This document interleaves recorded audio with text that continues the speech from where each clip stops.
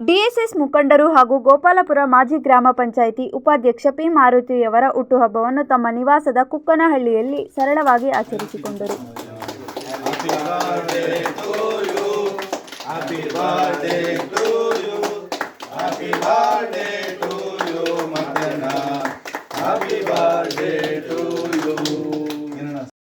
Cake ಕತ್ತರಿಸಿ ತಮ್ಮ ಹುಟ್ಟುಹಬ್ಬವನ್ನು ಆಚರಿಸಿಕೊಂಡ ಪಿ ಮಾರುತಿಯವರು, ನನ್ನ ಹುಟ್ಟುಹಬ್ಬಕ್ಕೆ ಬಂದು ಹಾರೈಸಿದ ನನ್ನ ದಲಿತ ಮುಖಂಡರಿಗೆ ಮಾಧ್ಯಮದ ಮೂಲಕ ಅಭಿನಂದನೆಗಳು ತಿಳಿಸುವೆ ಎಂದರು.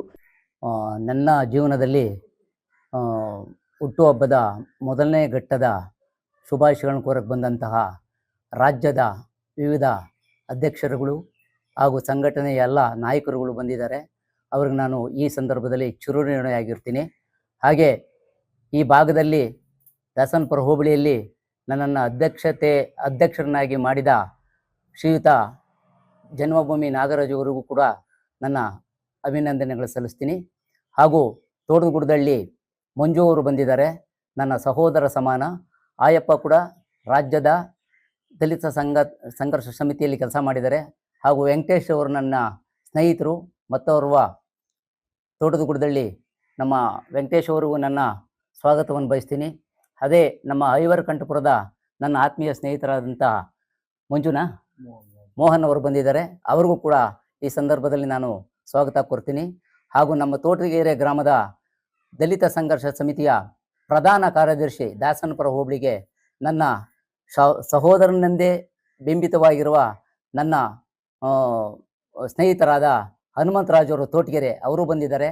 ಅವರೆಲ್ಲ ಈ ಅಭಾರಿಯಾದಂಥ ಒಂದು ಕಾರ್ಯಕ್ರಮಕ್ಕೆ ಬಂದಿರೋದಕ್ಕೆ ನನಗೆ ತುಂಬ ತುಂಬ ಸಂತೋಷದ ಒಂದು ಶುಭ ದಿನವಾಗಿದೆ ಅಂತ ಹೇಳೋದಕ್ಕೆ ಇಷ್ಟಪಡ್ತೀನಿ. ಜೈ ಭೀಮ್, ಜೈ ಹಿಂದ್, ಜೈ ಕರ್ನಾಟಕ ಮಾತೆ. ನಮ್ಮ ಇದೇ ಗ್ರಾಮದ ಕುಕ್ನಳ್ಳಿ ಗ್ರಾಮದ ನಮ್ಮ ಮಾರುತಿ ಅಣ್ಣನವರು ಗೋಪಾಲ್ಪುರ ಮಾಜಿ ಪಂಚಾಯತಿ ಉಪಾಧ್ಯಕ್ಷರಾದಂಥ ಮಾರುತಿ ಅಣ್ಣನವ್ರಿಗೆ 57ನೇ ವರ್ಷದ ಹುಟ್ಟುಹಬ್ಬದ ಶುಭಾಶಯಗಳು. ಮುಂದಿನ ದಿನಗಳಲ್ಲಿ ಅವ್ರಿಗೆ ರಾಜಕೀಯವಾಗಿ ಉನ್ನತ ಸ್ಥಾನ ಸಿಗಲಿ ಎಂದು ನಾನು ದೇವರಲ್ಲಿ ಪ್ರಾರ್ಥಿಸಿಕೊಳ್ಳುತ್ತೇನೆ. ಇದೇ ಸಂದರ್ಭದಲ್ಲಿ ಡಿಎಸ್ಎಸ್ ಮುಖಂಡರು ಹಾಗೂ ಗೋಪಾಲಪುರ ಮಾಜಿ ಗ್ರಾಮ ಪಂಚಾಯಿತಿ ಉಪಾಧ್ಯಕ್ಷರಾದ ಪಿ ಮಾರುತಿಯವರು, ದಲಿತ ಮುಖಂಡರಾದ ತೋಟದಗುಟ್ಟಳ್ಳಿ ಮಂಜುನಾಥ್, ವೆಂಕಟೇಶ್, ಮೋಹನ್, ಹನುಮಂತರಾಜು, ಮುನಿಸ್ವಾಮಯ್ಯ, ಬಸವರಾಜು, ವಿಜಿ ಕುಮಾರ್, ಅರುಣ್, ಕೃಷ್ಣಪ್ಪ, ಲಕ್ಷ್ಮಣ್, ರಾಜಣ್ಣ ಮುಂತಾದ ದಲಿತ ಸಂಘಟನೆಯ ಮುಖಂಡರುಗಳು, ಕುಟುಂಬ ವರ್ಗದವರು ಉಪಸ್ಥಿತರಿದ್ದರು.